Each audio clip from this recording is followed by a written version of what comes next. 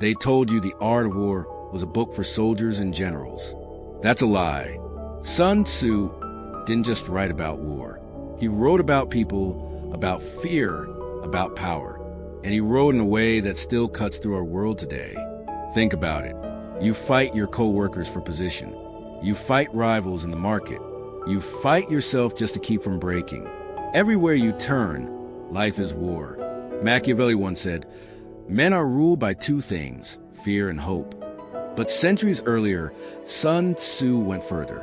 To control others, you must master perception, theirs and your own. So the real question is this: are you the one pulling the strings, or just another pawn being moved across the board? In this video, we won't read Sun Tzu like a dry textbook. We'll tear open his 21 principles with a cold blade, through the stories of Alexander, Genghis Khan, Napoleon, Churchill, and through the battles you fight every day at work, in love, in society. 21 principles, 21 weapons. The only choice is, will you use them to defend yourself or to rule others? And that's why Sun Tzu's first principle strikes like a warning carved in stone. Know yourself, know others, and in 100 battles, you will never be in danger. It sounds simple, but simplicity has buried countless arrogant men. To know yourself isn't just to list your strengths. It's to stare at your weaknesses, your limits, the raw truths most people avoid. The one who deludes himself about his own power is already defeated before the first blow. But self-knowledge alone isn't enough. You must know others. You must dissect your opponent as if dissecting a corpse. Know where they are strong and where they are fragile. Know when they are quick to anger and when they endure. Most of all, know what they fear: losing power, honor, or the illusion of peace. Once you see that, you hold the reins. History proves it. Hannibal crushed the Romans at Cannae because he understood their rigid habits. Yet in the end, Hannibal fell not to Rome's genius, but to his own blind spot. Carthage lacked the strength for a long war.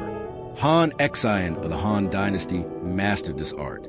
He lured enemies into traps, struck where they least expected. But he also knew himself, an outsider never fully trusted by Emperor Liu Bang. In the end, Han Exine didn't die in battle. He died because he misjudged the heart of his own ruler. And today, this principle hasn't aged a day. Want to win at work? First, dissect yourself. What skills are weak? What strengths are underused? Then study your rivals. What do they lack? What do they crave? Want to win in love? Know your own needs, but also map the mind of the other. The one blind to themselves becomes a fool. The one blind to others becomes their pawn. So let me ask you, do you really know yourself? Do you truly know the people around you? Or are you walking blind into their game? Know yourself to avoid self-destruction. Know others to seize control. Do both, and every battle is already yours. Even if you know yourself and know others, Sun Tzu revealed a colder truth. The greatest victory is the one where no battle is fought. He wrote, "The supreme art of war is to subdue the enemy without fighting. The highest general wins with strategy, not with blood." History shows this again and again. During the Cold War, the US and the Soviet Union armed themselves, threatened each other, raced endlessly, but no nuclear bomb was ever dropped. The US won not with battlefields, but by draining its rival into collapse. That is victory without fighting, an invisible surrender, yet absolute. Does that sound like weakness? No, it's the peak of power.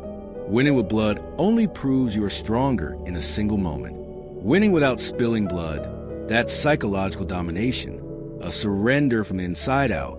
In business, you could crush rivals with lawsuits, pricing wars, and brute force. But if you can make them bow their heads, or even walk away from the game voluntarily, you haven't just won. You've erased their will to resist. In life, what does winning without fighting look like? It's holding calm when others try to provoke you. It's letting your enemy destroy their own reputation while you stay silent. It's shaping the situation so your rival has only one option: retreat. Machiavelli echoed this centuries later. The best rulers make others fear them without using violence. But Sun Tzu had already understood it long before. Real power isn't in the number of fights you've survived. It's in making others realize before the fight begins that resistance is useless. So I ask you, Have you ever won an argument by saying nothing? Have you ever watched someone destroy themselves while you didn't lift a finger? Isn't that the sweetest victory of all? True war is not fire and blood. True war is when the enemy looks at you and knows fighting is pointless. If winning without fighting is the highest form of power, then to reach that level, you must know how to seize opportunities before they vanish. Sun Tzu wrote, "Opportunities multiply as they are seized." This isn't just advice. It's a brutal law of the game. Action creates more action. Hesitation creates defeat. Take Alexander the Great. He was only 20 when he inherited a fragile kingdom surrounded by enemies. But instead of hesitating, he moved relentlessly. Each victory opened the door to another, from Greece to Persia, and then into India. Every bold step created a chain of new possibilities. That willingness to act turned him into one of the greatest conquerors in history. Now compare that to Hannibal. After his stunning victory at Cannae, he had the chance to march on Rome itself, but he hesitated. That golden moment slipped away, and Rome never gave him another chance. Life works the same way. The hesitant always watch opportunities slip through their fingers. The bold, even if imperfect, always unlock more doors. You want to rise in your career? Don't wait until you're ready. Taking on challenges before you feel prepared is what makes you grow. You want to launch a business, pursue a dream, or start a relationship. Remember this. Opportunity is like a river. If you don't jump in, it flows away and never returns. Sun Tzu didn't glorify recklessness. He glorified decisiveness. The reckless act without thought. The decisive prepare, recognize the moment, and when it flashes before them, they strike without hesitation. Ask yourself, how many times have you missed out because you waited for the perfect moment? And if opportunity only knocks once in a lifetime, will you be ready to seize immediately? Because in the game of power, opportunity doesn't knock twice. And once you seize it, the next one will come looking for you. Opportunity only belongs to those who know how to conceal their moves. That's when Sun Tzu strikes with his next blade. All warfare is based on deception. It sounds ruthless, doesn't it? But think about it. In war, isn't the fool who shows all his cards already defeated? And in life, isn't the person who speaks every thought, exposes every ambition, the one who hands over the throat to be gripped? History proves it. When King Helu of Wu tasked Sun Tzu with training his soldiers, he didn't just teach them how to wield swords. He taught them to pretend chaos to hide order, pretend weakness to hide strength. With this, Wu's armies crushed enemies many times their size. Genghis Khan was another master of deception. He often feigned retreat only to circle back and ambush when his enemies dropped their guard. That show of weakness wasn't cowardice. It was a deadly trap. In politics, Machiavelli put it coldly, a ruler doesn't need to be good, but he must appear good. Reality itself has never been as important as the perception of reality. So what does this mean in everyday life? In negotiation, make them think you need less than you really do. In action, disguise your true target with a false move. And above all, never let anyone read your full strategy. Let me ask you, do you dare admit that most of your power lies in what others don't know about you? Or do you still believe complete honesty is a safe path? Because in the game of power, the one who reveals the truth too soon is the one who destroys themselves. And when deception is unleashed, chaos inevitably follows. But to Sun Tzu, chaos was never a disaster. It was a gold mine, he wrote. In the midst of chaos, there is also opportunity. Look at Napoleon. He rose from the ashes of a Europe drenched in blood after the French Revolution. Society was unstable, power fragile, rulers weak. And just when everyone else was paralyzed by fear, Napoleon seized the opening and turned himself into an emperor. Without chaos, there would have been no Napoleon. Or take China during the Warring States period. While other states wasted their strength in endless wars, Qin chose a different path: reform, consolidation, and patience. When the others were exhausted, Qin struck and unified the realm. Chaos didn't destroy them. It became the launch pad for the first empire. So, what about our modern lives? When markets crash, the panic sell everything, but the patient buy and build fortunes. When a company is in crisis, the calm strategist rises to leadership. When society is shaken, the flexible few carve out paths the fearful would never dare to walk. The real question is, do you see chaos as a pit or as a door? Do you freeze at the sight of disorder? Or do you smile, knowing that inside the storm lies your chance? The difference between losers and winners isn't whether chaos comes, because it always comes. The difference is in how you respond. In chaos, the blind will fall, but the clear-sighted will rise to rule. Even when chaos opens the door to opportunity, Sun Tzu gave a colder warning. Not every battle is worth fighting. He wrote, "He who knows what to fight and when not to fight will be victorious." This is the art of conserving strength, of not wasting blood, time, or energy on meaningless fights. Take Han Xian, the brilliant strategist of early Han. He often pretended to retreat, deliberately losing small skirmishes just to lure enemies into a trap he had already prepared. And when the perfect moment came, he struck with full force and crushed them.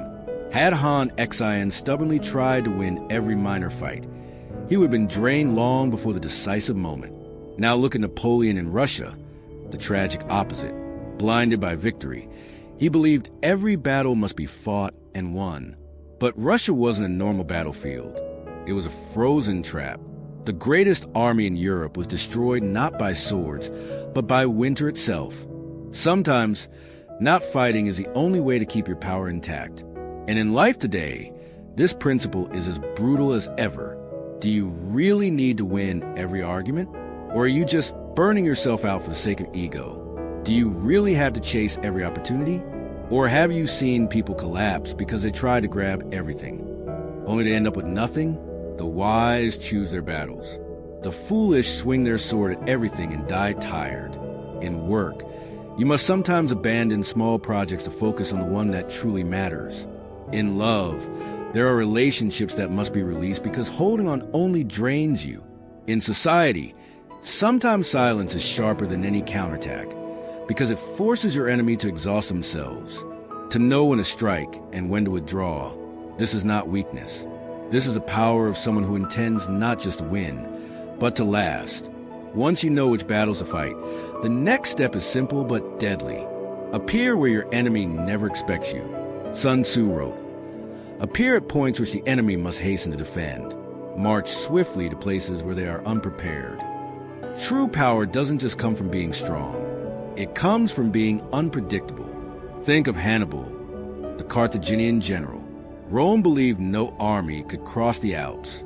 Yet Hannibal led war elephants over mountains, descending into Italy like a nightmare. Can you imagine the terror in Rome?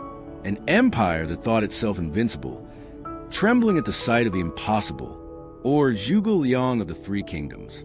Time and again he feigned weakness, leaving cities undefended or hiding ambushes where no one expected. Each time, stronger armies had to retreat, beaten not by force but by surprise. This principle is no less brutal in modern life. In business, if you walk only on paths already paved by competitors, you will always be behind. But see an untouched niche, an idea no one prepared for, and you dominate before they can react. At work, when you accept a challenge no one else dares to touch, you catch rivals off guard. In society, when the crowd follows the same tired path, your difference becomes your weapon. So let me ask you, are you living like an open book, easy for anyone to read? Or are you wise enough to make yourself an enigma, forcing others to waste their strength trying to guess your next move? Because in the game of power, the most dangerous opponent is not the strongest one, but the one no one can predict, even if you master the art of surprise. Sun Tzu warned of a colder truth. The sharpest sword, if left in salt and water, will surely rust. Power is never permanent. It must be sharpened, maintained, and protected. An elite army, if it stops training, quickly falls apart. A brilliant leader, if he rests on past victories, will soon be replaced. A sharp mind, if it stops learning, grows dull. History offers bitter lessons. The Ming Dynasty once commanded the world's most powerful navy under Admiral Zhang He. Massive ships that crossed oceans while Europe was still fumbling in the dark. Yet, when the court neglected the seas and abandoned naval power, that fleet rotted away, and China lost its chance to dominate the oceans. from a blazing sword. They allowed it to rust before the world's eyes. Or consider Nazi Germany in World War II. Blitzkrieg once terrified all of Europe, but Hitler overused it, refusing to let his armies rest or retrain. The steel blade dulled quickly, and the Soviets, through endurance, shattered it. And what about our own lives? A relationship left untended will collapse. A skill left unused will fade. A body left uncared for will decay with time. Ask yourself, are you letting your sword rust day by day without even realizing it? Are you clinging to yesterday's victories while tomorrow slips away? Sun Tzu didn't say this to make you paranoid, but to remind you, victory is not a final destination. It is a state you must constantly maintain. Yesterday's glory will not protect you today. Only relentless discipline keeps your sword sharp. Even if you keep your sword sharp, Sun Tzu delivered a cold warning. Do not repeat the tactics that brought you one victory. Let your methods change with the endless circumstances. It sounds counterintuitive, because human nature clings to formulas of success. Once a strategy wins, we believe it can win again. But repetition makes you predictable, and the predictable are always the defeated. Look at Napoleon. He conquered Europe with lightning marches and thunderous strikes. But when he applied the same formula in Russia, it turned into a deadly trap. His once victorious method became the very reason for his downfall. In the East, Chow, the cunning warlord, made the same mistake. After repeatedly succeeding with luring enemies into ambushes, he grew overconfident. At the Battle of Red Cliffs, Zhou Yu and Zhuge Liang saw through his pattern, setting his fleet ablaze on the Yangtze. One repeated tactic cost him everything. In life, this principle cuts just as deep.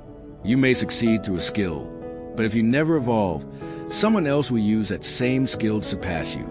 You may win in business with one strategy, but if you cling to it, the market will shift and leave you behind. Even in relationships, if you rely on the same old ways, what was once comforting becomes stale, and what's stale soon collapses. So ask yourself, are you repeating the same old moves so often that you become an open book? Or are you flexible enough to make your next step impossible to predict? Sun Tzu reminds us, yesterday's victory is no guarantee of tomorrow's success. Only those willing to break patterns, reinvent themselves, and become a new enigma each time achieve lasting dominance. The one who clings to old formulas will die with them. The one who turns themselves into a mystery will rule. Real power cannot be sustained by orders alone. Sun Tzu wrote, "A leader leads by action, not by coercion." A general can shout commands on the battlefield, but if he doesn't dare step forward himself, will his soldiers truly follow? Can empty words maintain discipline, or is it action that inspires absolute trust? Alexander the Great understood this better than anyone. When he led his army across the desert into Persia, his men were dying of thirst. Someone brought him a flask of water. Alexander looked at it, then poured it into the sand before their eyes. He was as thirsty as they were, and he endured as they did. Just one small act, but enough to make thousands of men ready to die for him.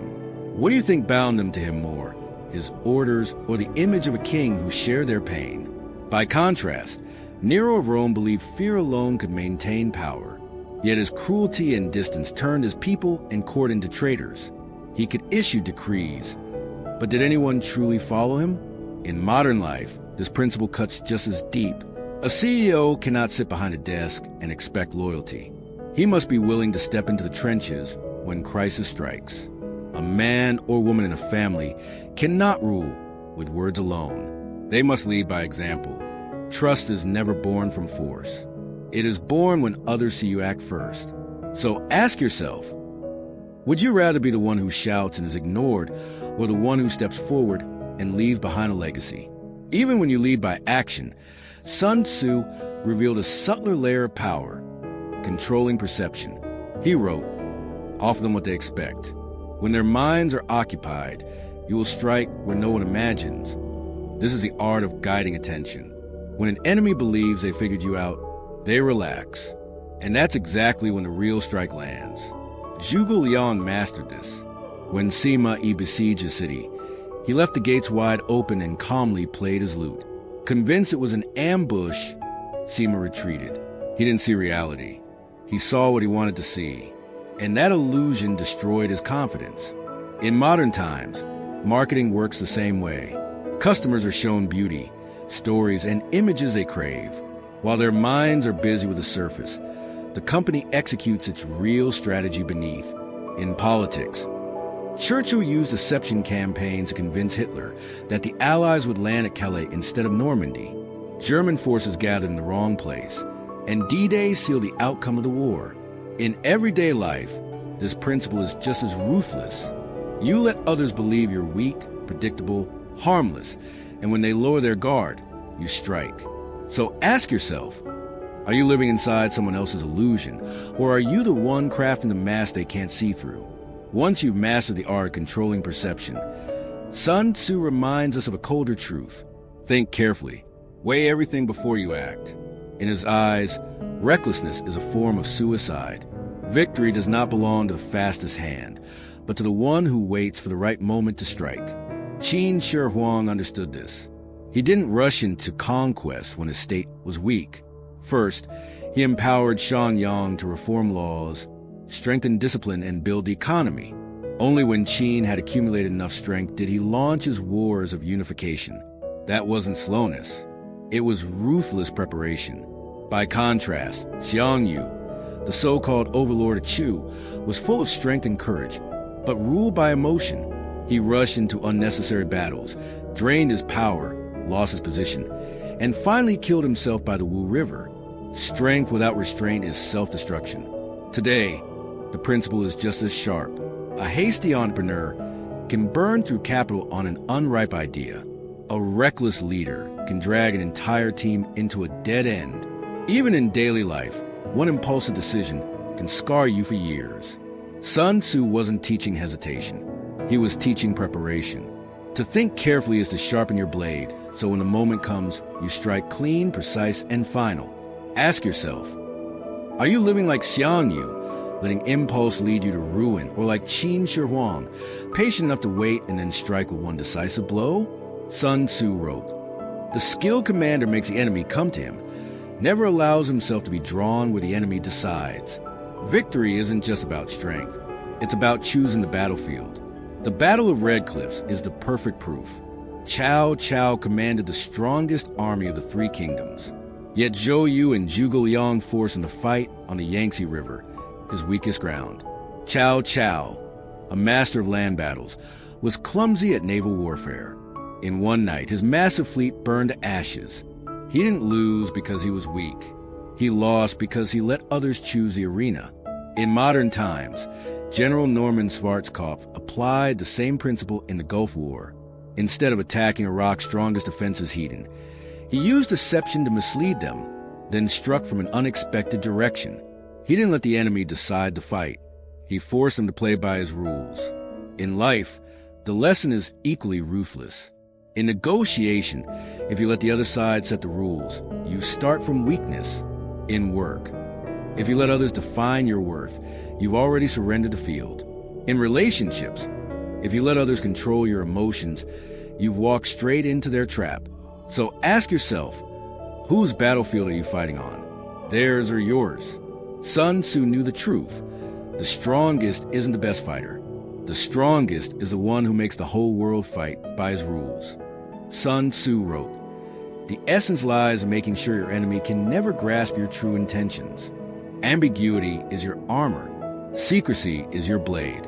When the enemy cannot predict your next move, they are forced to react instead of act. And the moment they react, they've already lost control. Who holds the reins then? You do." Genghis Khan mastered this principle. His Mongol army spread false rumors, staged retreats, created illusions of overwhelming numbers. The enemy never knew what was real and what was bait. That fog of uncertainty shattered armies many times their size. In World War II, the Allies staged Operation Fortitude, inflatable tanks, fake radio transmissions, entire phantom divisions. Hitler believed the invasion would come at Calais. By the time Normandy erupted, the truth was revealed, but it was too late. In everyday life, the lesson remains the same. Talk too much and you hand others the weapon to destroy you. Reveal your full plan, and you become an open book. But when you remain silent, when you let others keep guessing, they will stumble into their own mistakes. So ask yourself, do people see who you truly are, or only the mask you allow them to see? Sun Tzu never praised showmanship. He taught that the most dangerous thing isn't the power you actually hold. It's the power others believe you hold. Sun Tzu wrote, "He who wishes to fight must first calculate the cost." Victory is never free. It is always bought with something: money, supplies, reputation, spirit, or scars that never heal. Japan in World War II is a brutal reminder. Pearl Harbor gave them a fleeting moment of glory, but they forgot the price. The awakening of a sleeping America. That strike didn't just cost them a battle. It dragged their entire empire into ruin. George Washington, on the other hand, chose differently during the War of Independence. He refused to fight battles that weren't worth the cost. He would rather retreat and preserve his army than win a meaningless victory and lose everything. That cold calculation kept his forces alive long enough to win the war. And in life, the lesson cuts just as deep. A toxic relationship, the cost is your time and peace. A reckless business decision, the cost is your career. One moment of anger, the cost may be your freedom, even your life. So ask yourself, are you truly ready to pay the price of the fight you're about to enter? Sun Tzu never told you not to fight. He taught that you should fight only when the reward outweighs the cost. Otherwise, even victory is nothing but failure dressed in glory. Sun Tzu wrote, "When strong, appear weak. When weak, appear strong." This is not just a tactic of war.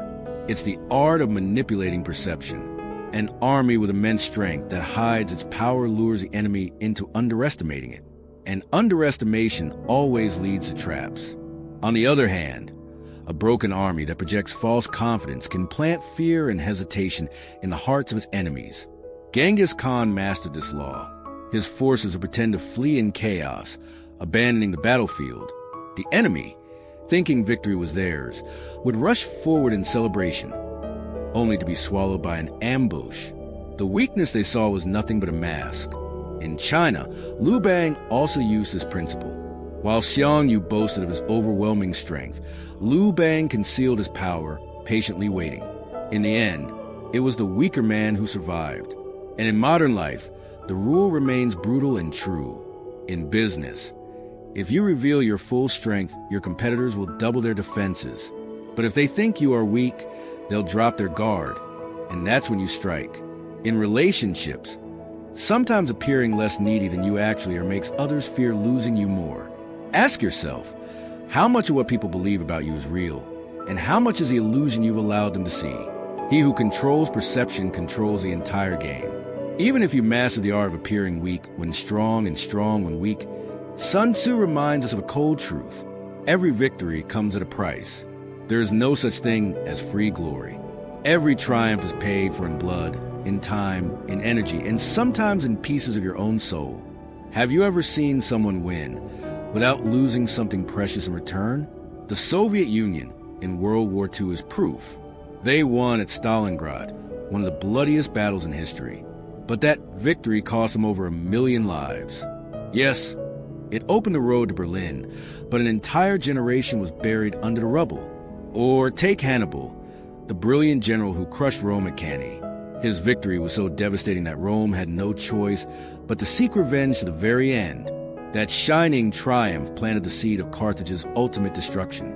In everyday life, this lesson is everywhere.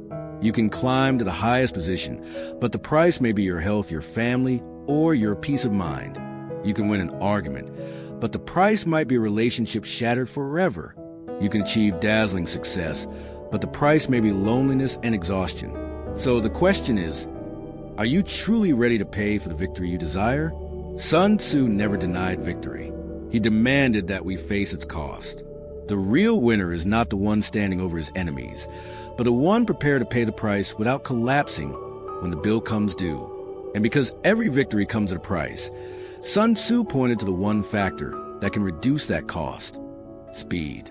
He wrote, "Move fast and you live. Move slow and you die." In war, the slow are crushed before they can even react. The fast not only sees the advantage, They inject fear into the enemy's heart. Would you rather strike first or waste your life scrambling to defend? Alexander the Great understood this better than anyone. His armies could march dozens of miles in a single day, appearing where the enemy least expected. That speed kept the Persian Empire off balance, defeated before they could even gather their forces. He didn't just win with strength. He won because his enemies could never catch up. In modern times, Nazi Germany's blitzkrieg relied on this principle. Tanks and aircraft struck with lightning speed, tearing through defenses before the enemy could respond. Though Hitler eventually failed, those early victories remain a vivid lesson in Sun Tzu's words.